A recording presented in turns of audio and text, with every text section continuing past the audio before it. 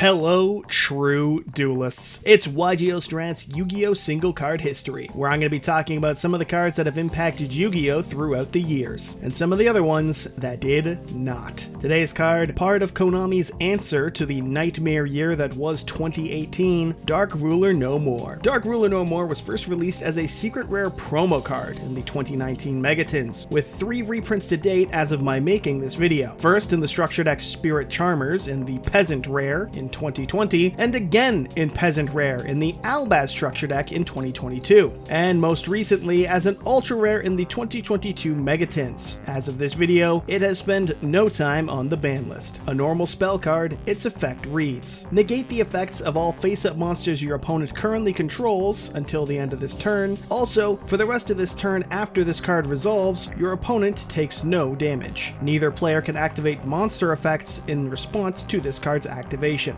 Yep, part of Konami's answer to the FTKs and Build-A-Board decks running amok like U-Link Goki was to print this: No! In the form of a spell card specifically for monsters. Sick and tired of having to bait those negates from the opponent's monsters to be able to play Yu-Gi-Oh? Just throw this card down and make that 13-minute combo have been a waste. But it's not negating monster effects that makes this card strong, or at least not that alone. It's the card's ability to not be responded to with monster effects. For a long time up until this card's release, Yu-Gi-Oh! Had been building more and more towards a point where monsters were essentially all that mattered, with spells mostly being a means to get you to your monsters more easily and reliably. And as for traps, well, they barely saw play outside of dedicated trap decks like Paleo Frog or the likes of True Draco, which, as we all know, is a sin. The only one that comes to mind is Infinite Impermanence, which really was a pseudo effect veiler when going second, and was strong for its ability to function as a proper hand trap, more so than as a dedicated trap card. I'd say starting sometime around 2015 or so, decks gradually cut down on the trap cards in the main deck and started to play more cards to help set up negates and disruption through monster effects instead of through spell or trap cards, or at the very least a lot less trap cards than we had been playing back in the years of, say, 2012 through 2014. This, I would say, was due to a mix of players' understanding of the game improving somewhat, as well as the release of good semi-generic to downright fully generic Omni-Negate cards being, well, released. Cyber Dragon Infinity had been splashable in rank 4 decks thanks to Ptolemaeus, Totally Awesome was abusable through Bahamut Shark, and even going further down the line into 2018, and in the Link era, we saw the release of truly generic negates with cards like Appaloosa or Borreload Savage Dragon. Focusing on that first bit I mentioned, there was a surge of truly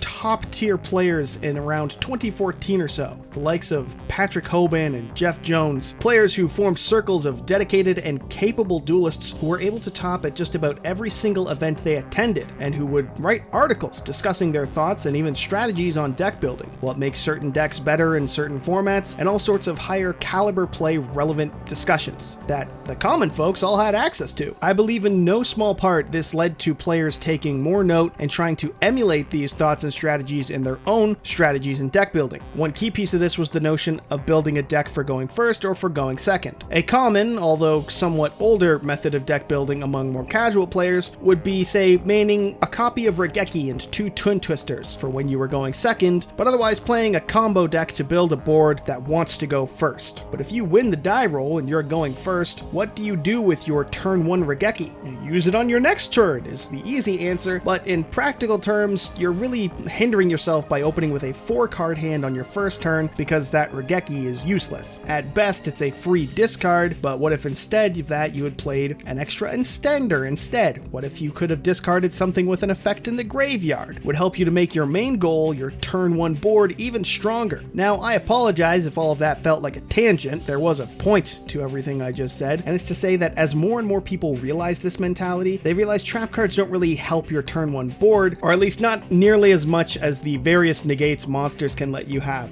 Appaloosa can negate 4 monster effects by itself in the right circumstances, and it almost always stops at least 1 or 2. And with that general idea, people just kind of stopped playing trap cards. They just sort of died out. Now, there were some exceptions. I mentioned Infinite Impermanence earlier, or some in-archetype trap cards like, say, Zodiac Combo, or Survival End, or 9 Pillars of the Yang Zing, but the majority of builds and decks were 49% monsters, 49% 100% spells and maybe like 2% traps. And let me tell you, it got to the point where Konami noticed and gave us a card like Dark Ruler No More. Suddenly, a Tri-Gate Wizard or Appaloosa or all the other generic negates became able to be played against, and going second felt like much less of a death sentence. To balance the card, however, it makes it so the opponent takes no damage from either battle or card effect, and it can still be responded to, but it has to be by a spell or trap. The damage prevention is to prevent you from going full combo on them and OTKing the opponent when they can't do anything back to you, or even worse, going full combo and then FTKing them on turn 2 when they can't do anything. Although the thought of FTKing someone going second after sitting through the 20 minutes of them building a board can be quite funny to think about. And then there's the ability to respond through spell and traps. It'll encourage players to play outs to this alongside the Monster Mash of modern builds. Solemn Judgment still says no to this card like it does every other card in the game, and that's great. And I've heard it mentioned like 83 times, although I've yet to see it, but it is possible to negate this card with a monster effect. It just can't be in the immediate chain after the player activates Dark Ruler No More. So to be more clear here, for example, if player A has Hot Red Dragon Archfiend Abyss and a set MST, and player B activates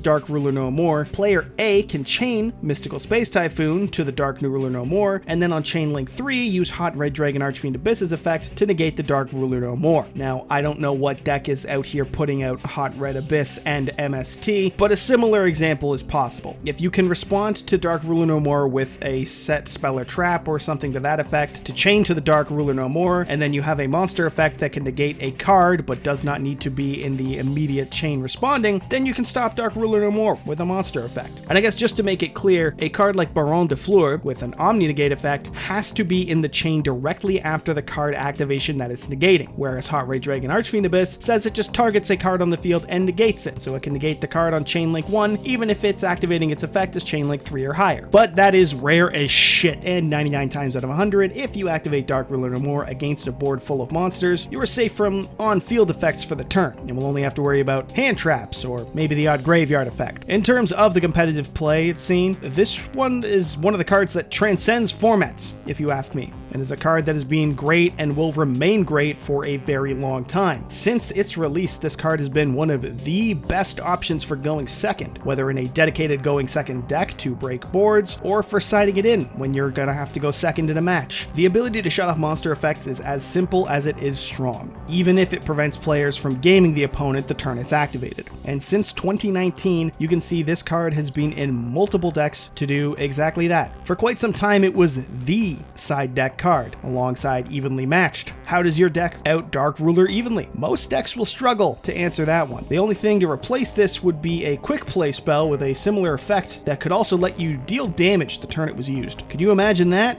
Oh wait, that'll be its own video. Overall, Dark Ruler No More is a modern side deck staple, and I haven't even gone into the fact that it's started to see main deck play in early Sprite tier limit format just because it was so important to shut off monster effects and then build your own board. That's how standard this card is that it's worked its way into main deck depending on the format. Still, for most of its life, it has been a side deck staple. Its ability to shut off the Omni Negate boards in the modern era is invaluable, and was exactly the broken level of fix the game needed to keep Yu-Gi-Oh! Exactly at the level we love it at. Broken beyond reason, and somehow balanced by just how broken everything is. As one of the few cards that players can abuse for going second, it plays an invaluable role in allowing plays to be made, and ensures that duels can do what Yu-Gi-Oh! Twitter insists are impossible: go to turn 3. And so that's our look at Yu-Gi-Oh! Single card history, Dark Ruler No More. Stay tuned for our next video, and feel free to suggest some cards to review or what type of video you'd like to see. Don't forget to like, and as always, subscribe to YGO Strats, so you too can be a true